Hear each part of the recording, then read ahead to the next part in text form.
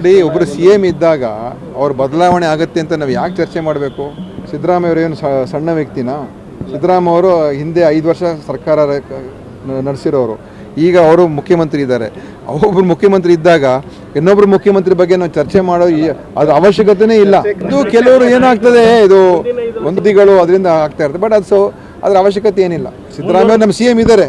ಇದೆಲ್ಲ ನೋಡಿ, ಒಬ್ಬರು CM ಇದ್ದಾರೆ ಅಂತ ಹೇಳಿದ್ಮೇಲೆ ಇನ್ನೊಬ್ಬರು CM ಆಗ್ತಾರೆ ಅಂತ ಚರ್ಚೆನೂ ಆಗಬಾರ್ದು.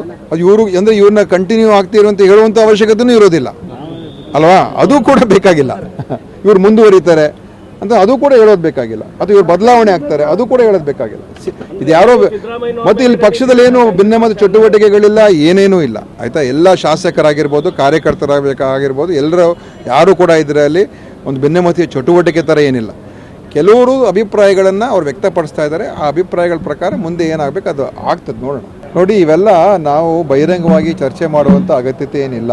ಮಲ್ಲಿಕಾರ್ಜುನ್ ಖರ್ಗೆ ಸಾಹೇಬರು ಕೂಡ ಸ್ಪಷ್ಟವಾಗಿ ಹೇಳಿದ್ದಾರೆ. ಈಗ ಅದನ್ನು ಮಾತಾಡೋಕೆ ಹೋಗಬಾರ್ದು.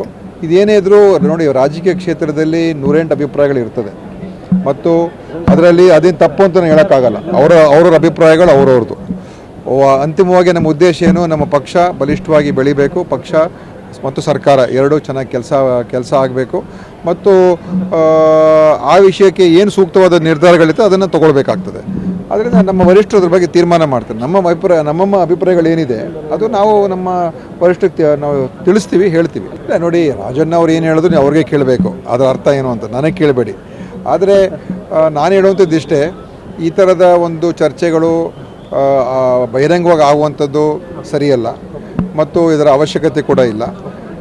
ಪಕ್ಷದ ಎಲ್ಲ ಹೈಕಮಾಂಡ್ ಕೂಡ ಎಲ್ಲವನ್ನು ಕೂಡ ನೋಡ್ತಾ ಇದ್ದಾರೆ. ಮುಂದಿನ ಏನೇನು ತೀರ್ಮಾನಗಳು ತೊಗೊಳ್ತಾರೆ ಎಲ್ಲರ ಅಭಿಪ್ರಾಯ ತೆಗೆದುಕೊಂಡು. ರಾಜನ್ ಅವರ ಅಭಿಪ್ರಾಯನೂ ಕೂಡ ಒಂದಿರ್ಬೋದು, ನನ್ನ ಅಭಿಪ್ರಾಯ ಇನ್ನೊಂದಿರ್ಬೋದು, ಮತ್ತೊಬ್ಬ ಇನ್ನೊಂದಿರ್ಬೋದು.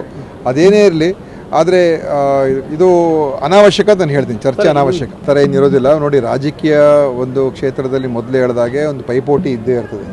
ಪೈಪೋಟಿ ಇರಬೇಕು. ಪೈಪೋಟಿ ಇಲ್ಲದೇ ರಾಜಕಾರಣ ಮಾಡೋಕ್ಕೆ ಆಗೋಲ್ಲ. ಎಲ್ರಿಗೂ ಅವ್ರವ್ರದ್ದೇ ಆದಂಥ ಆಸೆಗಳಿರ್ತದೆ. ಆಸೆಗಳಿದ್ರೇ ತಾನೇ ರಾಜಕೀಯಕ್ಕೆ ಬರೋದು, ಏನಾದರೂ ಆಗಬೇಕು ಅಂತ. ಆದರೆ ಮತ್ತು ಜನರಿಗೆ ಸೇವೆ ಮಾಡಬೇಕು ಅಂತ ಅದು ಒಂದು ಅಂಶ. ಮತ್ತು ನಾವು ಕೂಡ ಏನಾದರೂ ಒಂದು ಒಳ್ಳೆಯ ಸ್ಥಾನಕ್ಕೆ ಹೋಗಬೇಕು ಅಂತ ಆಸೆ ಇರ್ತದೆ. ಅದೆಲ್ಲ ನೋಡಿ, ನಾನು ಹೇಳೋದು ನಮ್ಮ ಪಕ್ಷದಲ್ಲಿ ಇದು ದೊಡ್ಡ ವಿಚಾರ ಏನಲ್ಲ ಮತ್ತು ಇದರಿಂದ ಏನು ಪಕ್ಷದಲ್ಲಿ ಬಿರುಕಿದೆ ಅಂತಲೂ ಕೂಡ ಏನಿಲ್ಲ. ಯಾರೋ ಒಂದು ಕೆಲವರು ವ್ಯಕ್ತಿಗಳಲ್ಲಿ ಅವರ ಅಭಿಪ್ರಾಯಗಳು ಸ್ವಲ್ಪ ಮಟ್ಟಿಗೆ ಬಹಿರಂಗವಾಗಿ ಬಂದಿದೆ ಹೊರತು, ಸ್ವಲ್ಪ ಪ್ರತಿಷ್ಠೆಗಳಾಗಿದೆ ಹೊರತು ಇನ್ನೇನೂ ಇಲ್ಲ. BJP ಪಕ್ಷ ಇವತ್ತು ಬಿರುಕು ಬಿಟ್ಟು ಅವರು ಒಬ್ಬರ ಮೇಲೆ ಒಬ್ಬರು ದ್ವೇಷ ಸಾಧಿಸ್ತಕ್ಕಂಥ ಪಕ್ಷ ಆಗಿದೆ. ಅದು ನಮ್ಮಲ್ಲಿ ಆ ಥರ ಏನಿಲ್ಲ ಆಯಿತಾ. ಈ ಒಂದು ಸಣ್ಣ ವಿಷಯ ಇದು ಖಂಡಿತವಾಗಿ ಒಂದು ಸೂಕ್ತವಾದಂಥ ರೀತಿಗೆ ಇತ್ಯರ್ಥ ಆಗುತ್ತೆ ಅಂತ ನನ್ನ ಅಭಿಪ್ರಾಯ. ಏನಾಗಿದೆ ಇವತ್ತು ನೋಡಿ, ತುಂಬ 20-50 ನ್ಯೂಸ್ ಚಾನೆಲ್ಗಳಿದೆ, ಪತ್ರಿಕೆಗಳಿದೆ. ಒಂದು ಸುದ್ದಿ ದೊಡ್ಡ ಸುದ್ದಿ ಆಗ್ತದೆ. ಆದರೆ ಅದರಿಂದ ದೊಡ್ಡ ಒಂದು ಅಲ್ಲೋಲ ಕಲ್ಲೋಲ ಆಗುತ್ತೆ ಅಂತ ಏನೂ ಇಲ್ಲ.